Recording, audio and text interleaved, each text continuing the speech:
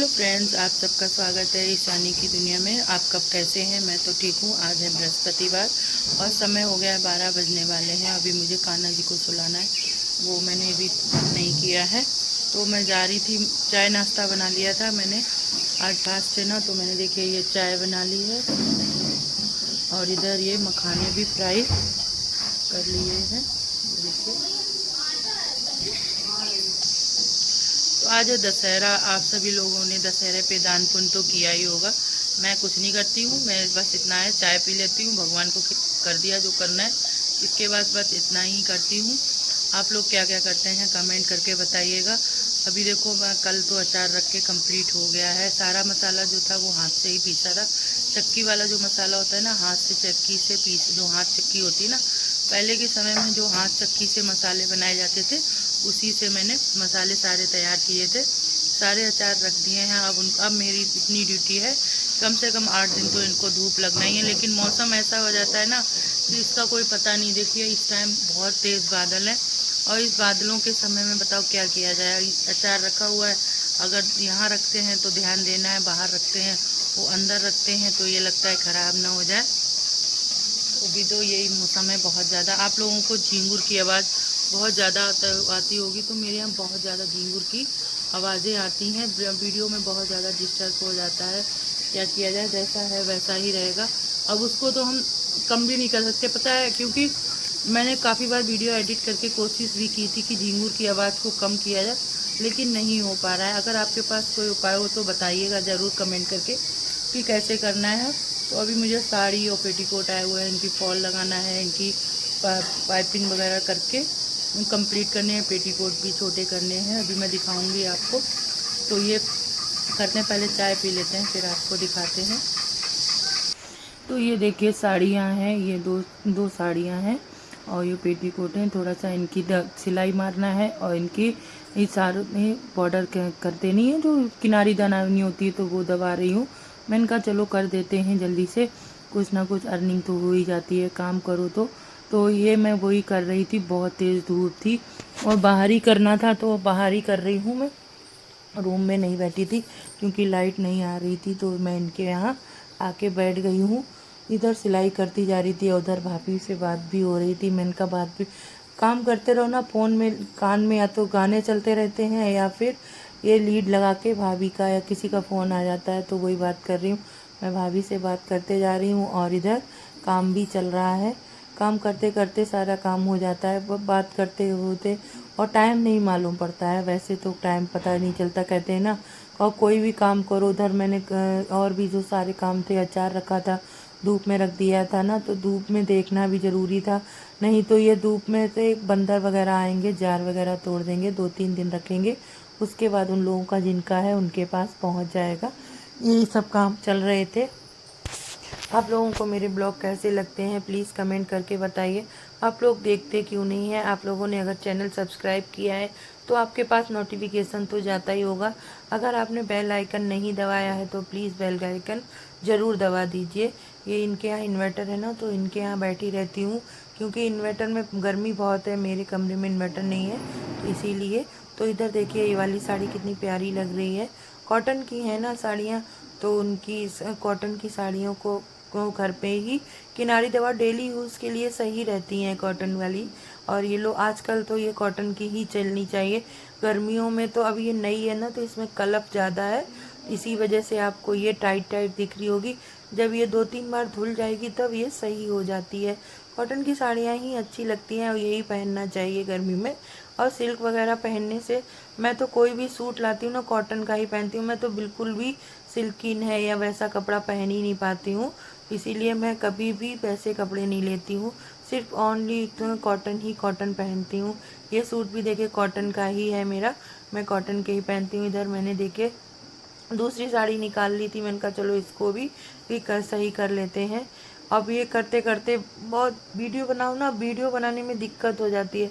एक हाथ से वीडियो मोबाइल पकड़ो, एक हाथ से, इसीलिए सारे ब्लॉग वगैरह आने में दिक्कत होती है। जब ब्लॉग बनाती हूँ तो मुझे बहुत ध्यान रखना पड़ता है कि एक हाथ से कैसे करो। अभी मैं चारपाई पे बैठी हुई हूँ ना, ज़मीन पे तो बैठ नहीं पाती हूँ, तो चारपाई पे बैठी हूँ तो मोबाइल बार बार से रख रहा था, और भाभी कह रही थी बैठी बैठी देखो कैसी मोटी होती जा रही हो। तो मैं उन्हीं की बातें सुन सुन के हंसी भी आ रही थी, बात भी करती जा रही हूँ। तो ये देखिए मैं इसकी सिटिल ख़त्म हो गई है, क्योंकि हर कलर की लगानी पड़ती है ना, तो हाथ ही से करती हूँ, या तो कोई दूसरा हो तो उससे पकड़वा लो तो भर जाती है। तो मैंने हाथ से ही थोड़ा सा धागा कर लिया है, अब इसी से मैं इसमें भर दूँगी। अब ये पीको की जगह पे ये लोग आजकल कौन पहले 10 रुपए लगते थे, अब तो 20 रुपए लगने लगे हैं एक तरफ पीको के। पहले 5 रुपए भी एक साइड का लगता था। इतनी सुंदर सुंदर साड़ियाँ लग रही थी। मैंने कहा आंटी से कि मैंने आंटी मेरे को भी ये साड़ियाँ दे दो, मैं इसमें भी रील बना लूँगी। तो हंस रही थी कि हाँ ठीक है तुम बना लेना, रील बनाओगी तो। मैंने कहा नहीं आप पहनो, मेरे नहीं को नहीं चाहिए। क्यों, किसी की नई कोरी साड़ियाँ थी तो मैंने कहा नहीं ऐसी बात नहीं, खाली मजाक कर रही हूँ। लेकिन साड़ियाँ बहुत सुंदर लग रही थी। मैं तो साड़ी नहीं पहनती हूँ, अगर रील बनाना भी हो ना तो पूनम भाभी जिंदाबाद है, उन्हीं के कपड़ों का यूज़ कर लेती हूँ। साड़ियाँ तो अभी मैं वहाँ गई थी जयपुर, तो भाभी आंटी ने भी, जयपुर वाली आंटी ने मुझे साड़ी दी है। मैंने समझा सूट है, लेकिन वो साड़ी ही निकली है। तो मैं, उन्होंने जो पैसे दिए थे वो मेरे पास सूट लाऊंगी मैं उसका। 2000 रुपये दिए हैं, इतने सारे पैसों का बहुत अच्छा सूट आ जाएगा। तो मैंने सोचा शादी वगैरह के लिए एक अच्छा सा सूट ले लेंगे, जब अमर की शादी होगी ना उसमें पहनने के लिए, तो वो हो जाएगा। और 2000 में तो बहुत ही सुंदर सूट आएगा। एक 500-600 तक का तो आ जाता है, लेकिन कॉटन के कपड़े बहुत महंगे पड़ जाते हैं। तो मैं कॉटन कॉटन ही पहनती हूँ ना, तो इसीलिए कॉटन की लाई। आज मैं चश्मा लेके नहीं बैठी हूँ, तो इसीलिए मैं उसकी सुई में धागा डालने में दिक्कत हो रही है। चश्मा मैंने सोचा लेके आओ, मैंने कहा चलो पहले इसको सिलना है, थोड़ा ही से तो मारना है, चलो कर लेते हैं। ये इसकी मशीन भी थोड़ी सी ख़राब है इनकी, लेकिन काम तो चलाना ही पड़ता है, पता नहीं क्या नसीब है। प्लीज़ आप लोग मेरे, मैं देखिए ये हो गई है एक साइड से, इसकी धागा छोड़ रही थी, पता नहीं क्या हुआ था। आज अभी मैं आज खाली साड़ी ही कर पाई, क्योंकि फिर मुझे काम और भी सारे काम थे गेहूँ वगैरह का, तो उनका भी गेहूँ करने जाना था, तो उसी लिए। तो ये देखिए इसकी निकाल दी फिर मैंने, और इसके बाद में मुझे दोबारा से करनी पड़ रही है। बहुत ज़्यादा डबल काम पड़ जाता है, काम करो तो मशीन, अब इसको खोलो ना तो कम से कम 1 घंटा लग जाएगा, तब इसको साफ़ कर पाऊँगी। अब वो लोग के उनके यहाँ है ना, तो वो ध्यान नहीं देते हैं। ज़्यादातर मैं ही इनका यूज़ करती हूँ, वो तो कुछ करते नहीं।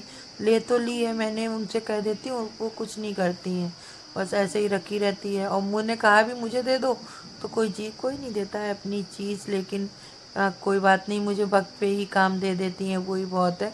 तो वो ये इसका जो हैंडल है ना बार बार लूज़ हो जाता है, इसको भी बार बार सेट करना पड़ता है, इसीलिए थोड़ा टाइम लग जाता है।